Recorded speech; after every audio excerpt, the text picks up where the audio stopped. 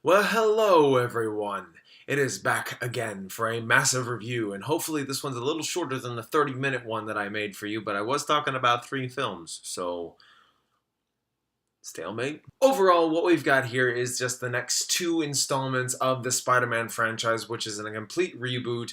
It is nothing to do with the 3 films before it. It is completely on its own. Let's give a new version. Let's do something different. The only problem is that it just happened too soon. The Amazing Spider-Man, without being self-indulgent or absorbed into its own self, being a new interpretation of the lore and style, gives us that said new take on Spider-Man. And that's a good thing. Give me something, please. That's better. Shut up right now. Just shush, shush, shush, shush, shush, shush, shush, shush. The problem is with this new version is that after a few years of its initial release, it's actually gotten some positive reviews and reception when it came out.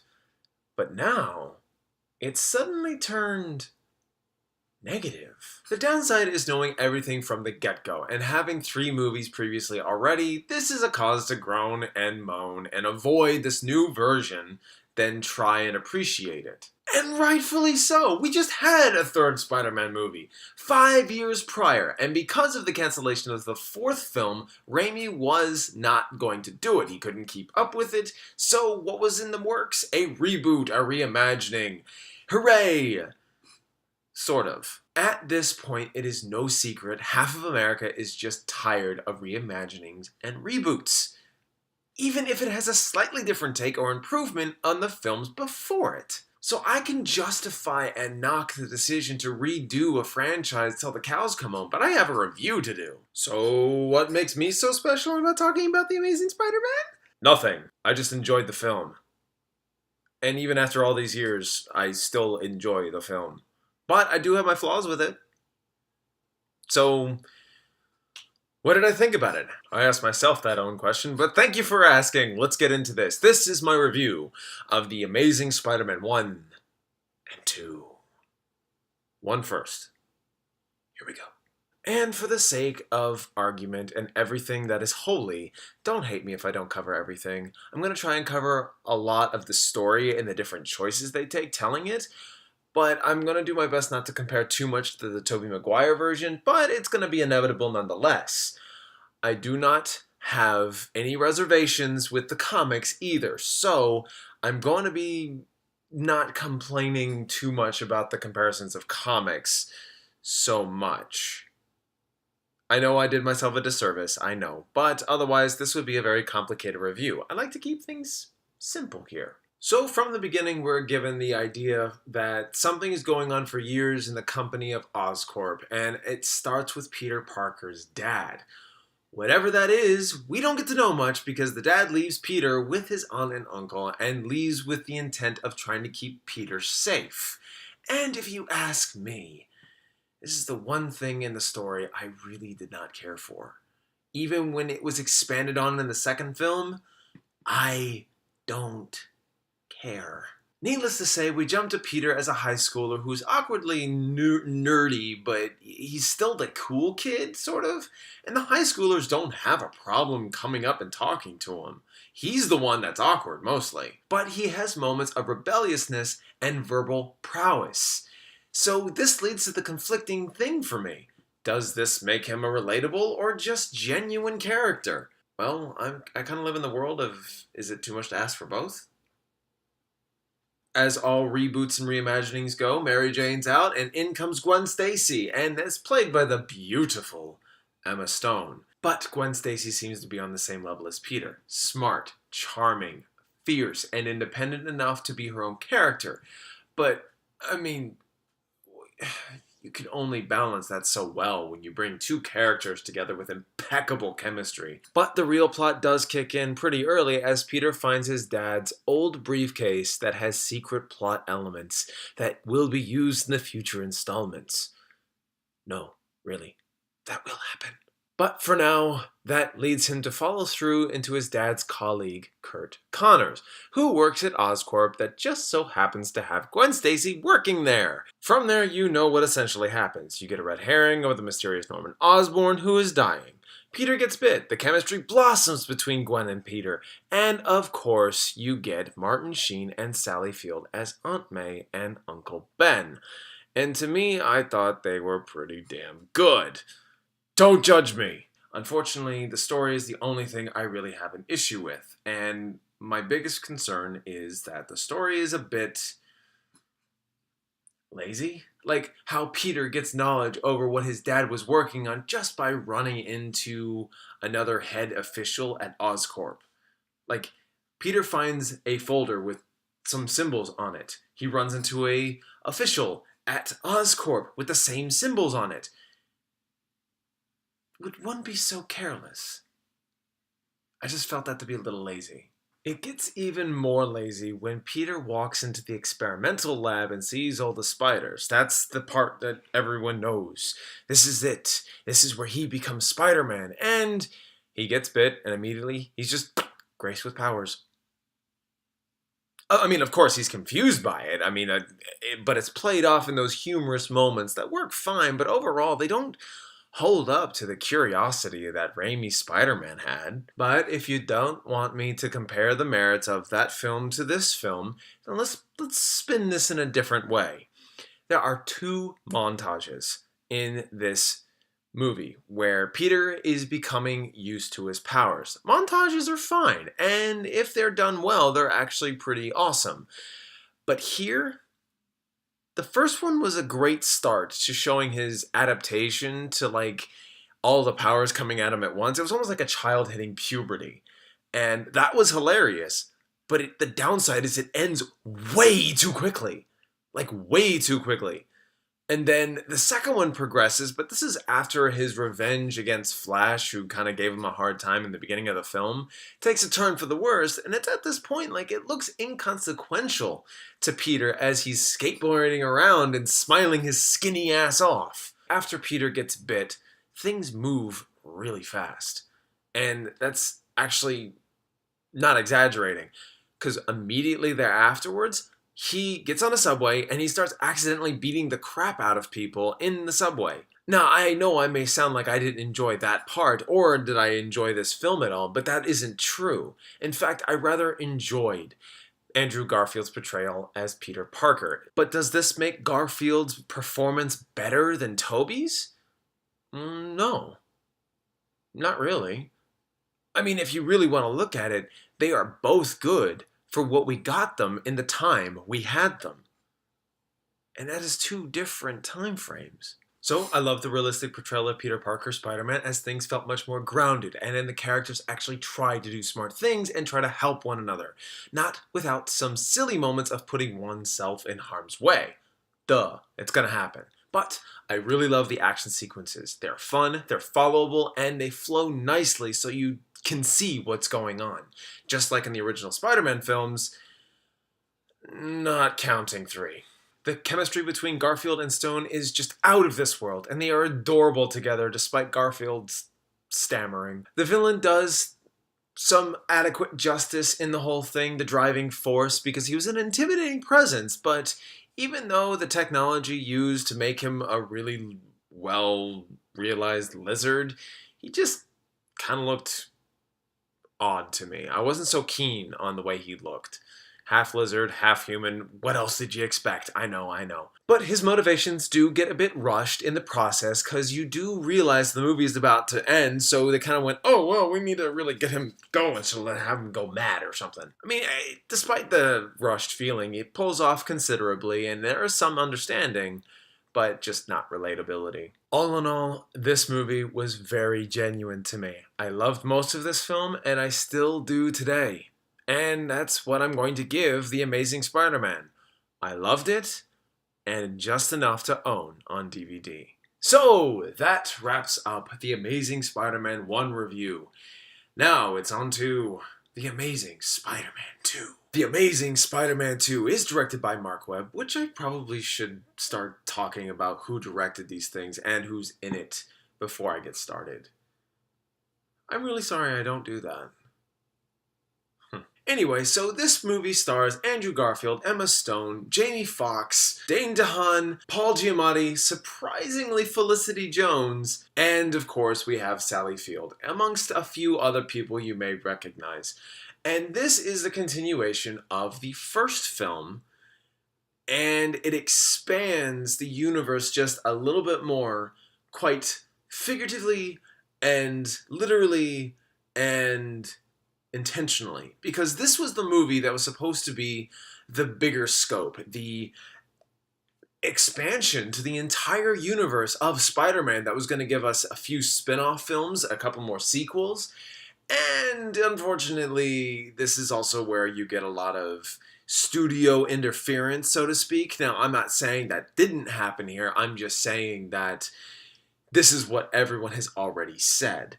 As part of that, I'm one of those people who ended up seeing the trailers and saw, oh, this is going to be a great film, and you get the film, and it's like,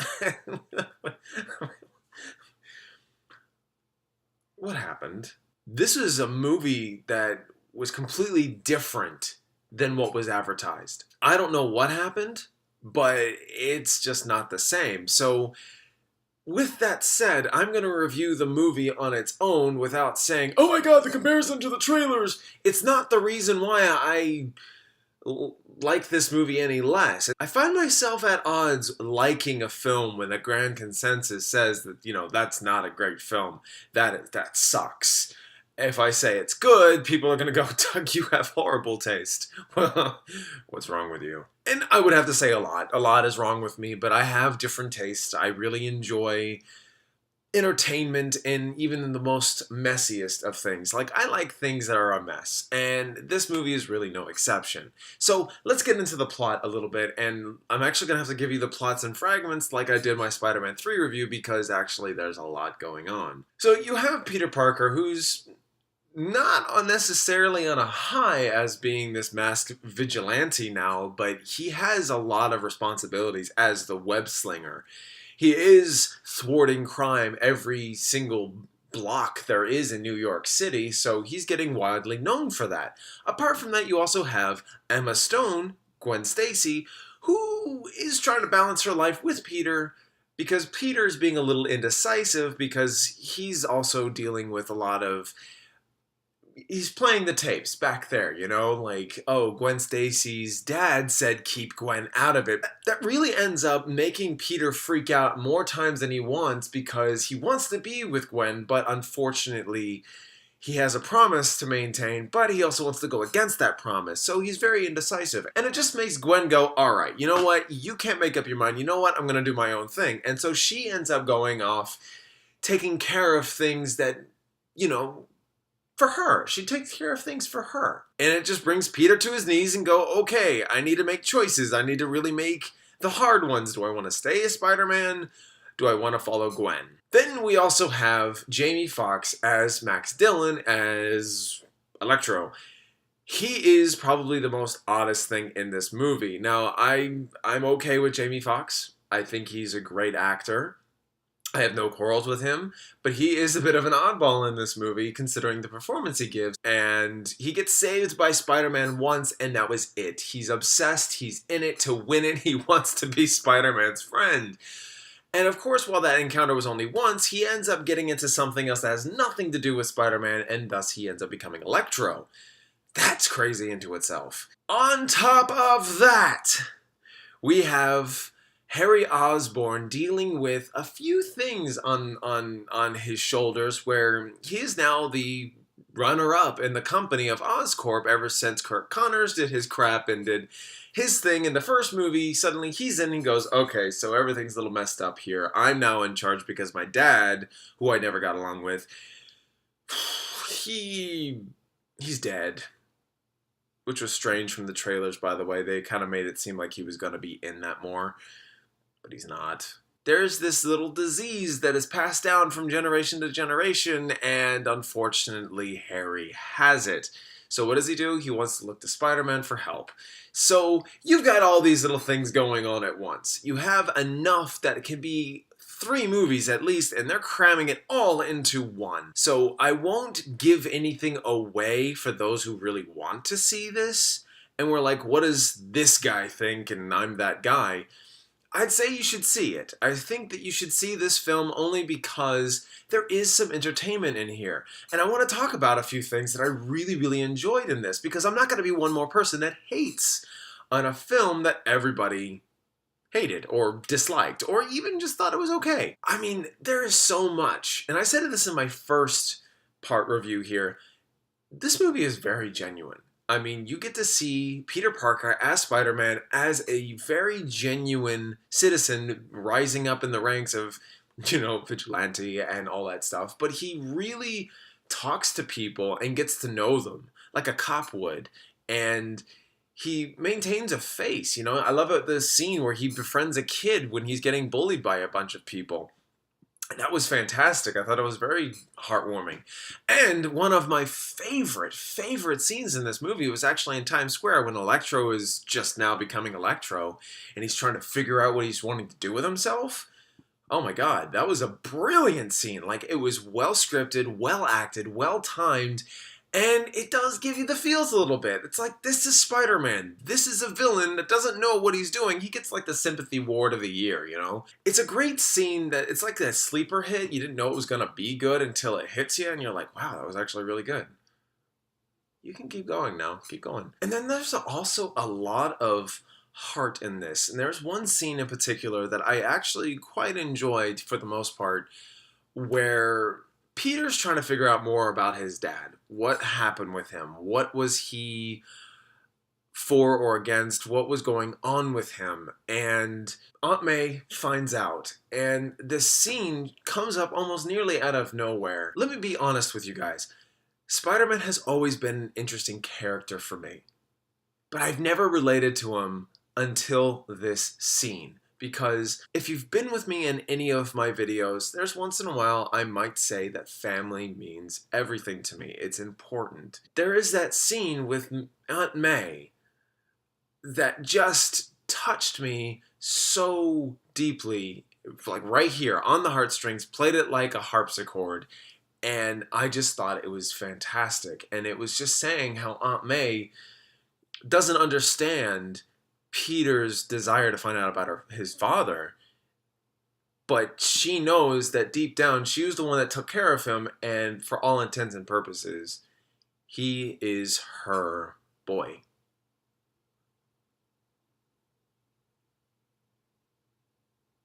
And I just thought that was wonderful. I thought that was so heartwarming and amazing, and I just thought that added such a great layer in this film.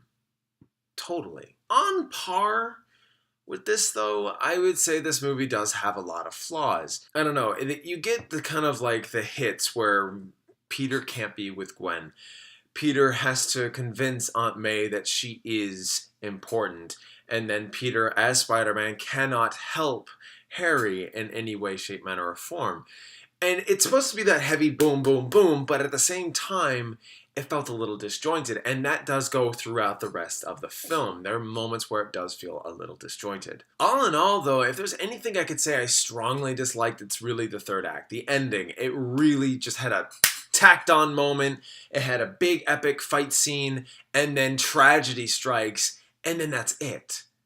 And then you get a rise up of a villain once again, and it just makes you feel like it was getting going for another excellent thing, and then it just ends.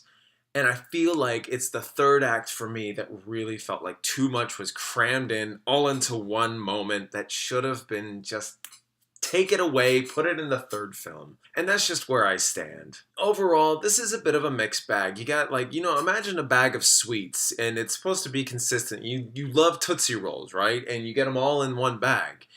Well, you eat them all up and you want another one. You grab one, but you forgot that you grabbed something else, and you look at it and you go, well, there are some Tootsie Rolls in here, but I see lollipops and dots.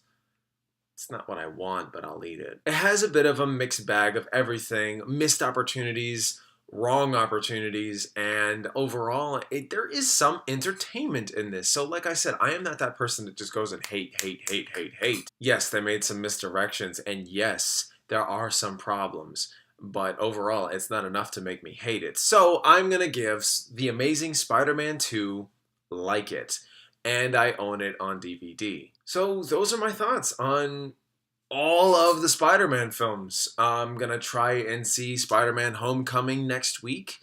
This should be fun. I really enjoyed doing this because this is the one time I could actually express myself in every single film in pretty much 2 videos, just kind of giving you my thoughts on everything that I saw. I really appreciate anyone and everyone who watches these videos. If you like this, please subscribe, like, and share this. Even if you don't agree with me, which I'll understand, I would love to talk to you about the difference of opinion. What did you see in these films that I loved that you hated? So guys, those are my thoughts on the Spider-Man films altogether. I will give you a link to the Spider-Man trilogy with Tobey Maguire and a few others that I've got going on this channel. And thank you. Thank you all so much for watching. And of course, until next time.